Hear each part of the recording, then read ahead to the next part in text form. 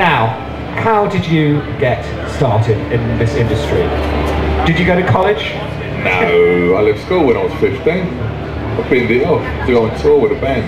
But my next door neighbour worked for a band and he said, give us a hand to get all the gear in the band, will you? And then next thing you know, I'd sort of binned off school and I was helping out in the studio and working on gigs. Then he said, do you want to go and work for this band? I can't do it. And I went, yeah, sure. And I went off and I put the drum kit up and the drummer goes, you've never done this before, have you? And I went, yeah, of course I have. And he went, well, that's back to front and that's upside down. And I went, oh, I've never done it before. He went, fine, I'll show you exactly how I want it doing. And that was it. He's now a solicitor for the MCPS. Yeah. And he's got bald and I ain't, so I'm quite happy about that. Remarkably youthful, I think. Okay, now, I understand that you work these days as a guitar technician or guitar tech. What is a guitar tech? Well, basically I look after all the stringed instruments, all the guitars, all the basses, all the acoustic guitars, if there's anything odd that appears, like ukuleles or banjos and all that sort of stuff. I'm a stringed instrument tech, but it's mainly guitars and basses. And I'll get them all out, I'll clean them all, I change the strings, I tune them up, I repair them, I maintain them. And then at the end of the gig, when they're finished throwing them about, put them away, clean them all, put them away, put them in a truck, then get them all out and do the same thing again. So I'm responsible for all the guitars, all the amps, all the radio systems, all the leads, all the pedals. They just play, but it's down to me to get it out. And then when they want a certain sound created, then I'll give them a hand. Right, what we're talking about here, like when I was in a band, we had a guitar, you know, and that was it. It didn't take that much hooking up. So you're talking presumably your clients more than one guitar. Oh, on take that, I had 23 guitars and 6 basses. I was running around like a madman. But when I was in a band, we'd stolen a guitar, probably off your band. Probably put it to better use. So thinking about that, it's 29, yeah, couldn't remember rightly, 29 guitars, all have to be tuned, ready to go. Change the strings how often? Every day? Some you do every day, some you'd say you've done and you haven't done, some you do every few days. It's up to you, you use your judgment, you go, I haven't even played that one, there's nothing wrong with that. And then you go, oh, that one's fogged. Oh, I'm not supposed to swear enough. That one's dirty. So that takes quite a while to get 29 guitars? No. Well, once you start doing it, I'm usually on the phone while I'm doing it, because I do so much of it that it just becomes a like, when you first start doing it, it's like, oh my god, where's this going? In the end, it's like, oh anyway, blah, blah, blah, blah. String them up and put them back in the rack. But if it moves, moving part, you've got to keep it loose. And if it don't move, you've got to polish it. There's a lot more polishing than you realise in this good equipment and dusting. Because everything's so dirty because it moves all the time. All this stuff ends up in the guitars, you know. They suck in rubbish.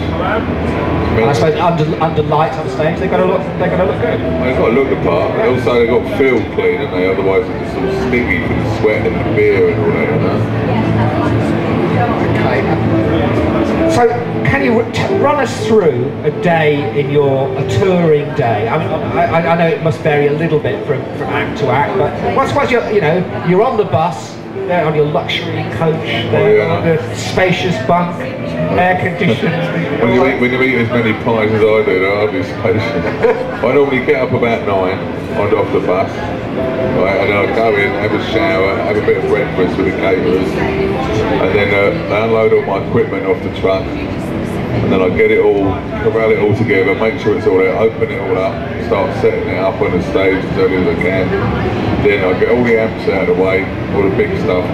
Then I set up a little thing called the guitar world with the tools and all the guitars and the stands and all that. And then I get them all out and I'll start work on them. And there's still flashing lights and playing with the PA and, you know, driving forward. It's about, I'm in a little like oasis of technical car, and it's just in there, you know, no one can come in and bother you, but people come in, you go, out.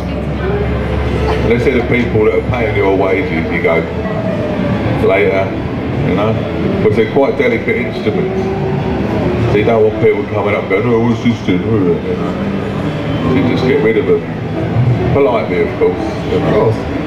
They never say anything rude. Okay, so you're all set up. You've got your guitar world, your little workshop, your little home from home, and then so what time of the day are we talking about then? This is. Oh, well, it's normally. You make breakfast, have your lunch, have you?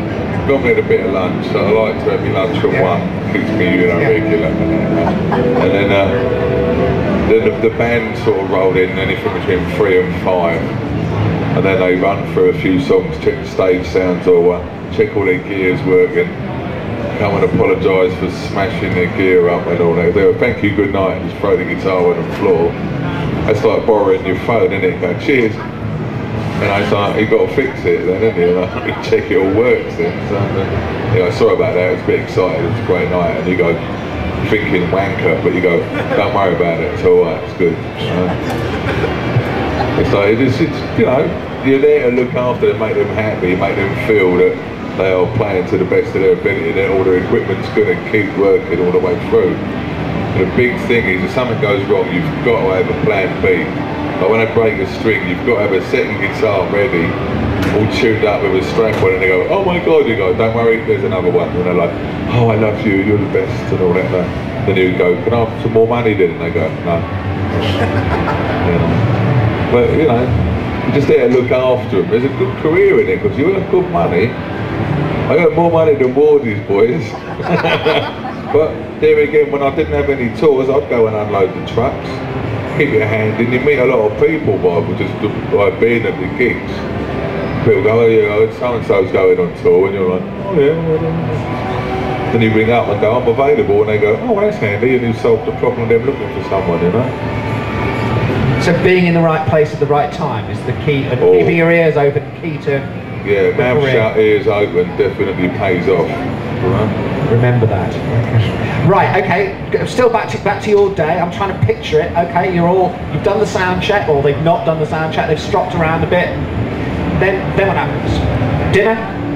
Well, no, obviously it's been a couple of hours since your last meal, and it's kind of... A couple of minutes usually. No, then once they finish sound checking, you've got to put all the guitars back, put all the amps, turn the amps off, move all the pedal boards and stuff, so the support band's set up, cover your amps up and stuff with cloths on a lot of gigs, because if the support band aren't very good, people start throwing beer at them. You don't want that to go over your gear, do you? Because then you've got to clean it all off. So, which has happened to us all, I bought a few pints of lager when I was in the support band. I got a bag of frozen mixed veg right in the face once. Oh, where did they get that from? It's selling this on the bar. Still frozen? It was still fucking freezing, it was. It's in Germany though, you said anything on the bar. I said, you put all the gear away and cover it up, go and get something to eat, and then after you had your dinner, normally check your emails, phone the wife, do all that. And then you come back and you start tuning, because when I open the doors, the building gets hotter and metal gets looser. When it's cold, it's on tracks, so you start tuning up, getting them used to being the right temperature, and just generally being around, stop people messing about with them. Because people are fascinated by guitars. They always come up and go, doing. Yeah, you have to sort of stand guard over it all, And then when the support band are finished, you've got the gear off, get your pedal board out, turn your amps on. That's your moment for glory, because the first 10 rows are the band's biggest fans, and sometimes they know your name. They go, oh, I'm Deptford, and you go, da-da, and they'll go, woo, and you're thinking, thank God it's all working. Because there has been time where you go like that, and nothing happens, and you're like, hold on a minute, I'll be able to turn the amp on. Yeah, I know that.